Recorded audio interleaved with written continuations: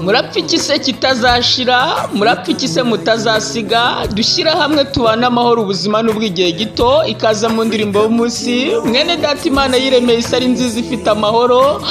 Umuntu ayigezemo ayiteramwe imbago, aragabura ngo hanahange, none dore isi yabaye umwirare, yabayemwe akavuyo, nta mahoro akirimo. Umubyari kwikora mu nda akica abana be, abana bari kwica ababyeyi, abantu bari gukora amadivorce, bapfa ubutaka, bapfa amasambu, ngo bapfa imitungo.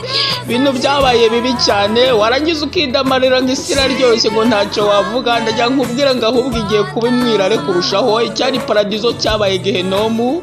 Nyamara Nehemiya yagize ubwenge, abonye yuko iwabo hasenyutse, arasanga arababwira ngo mpera ko ndababwira nti ntimureba ko tumeze nabi, ki Yerusalemu habaye amatongo n'amarembo yaho akaba yarahiye.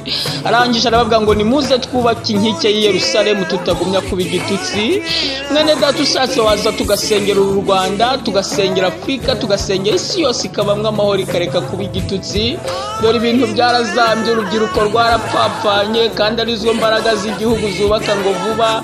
Abantu barapfuye barashize, nawe warangiza ukikomereza ngo uri amahoro. Ariko ndajya nkubwire ngo wikakaza utikakaza, umenye ko n'imyenda uzambara umunsi wapfuye ari twe tuzayigena, kuko uwo munsi nta jambo uzabuvuga, nta n'ijambo uzabufite. Niyo mpamvu nkubwira ngo ushatse wabana n'abantu amahoro ubuzima n'ubw'igihe gito. Imana ishimwe yuko byibura ijambo rikugezeho, utangira usengera Afrika, utangira usengera igihugu cyacu, utangira usengera isi.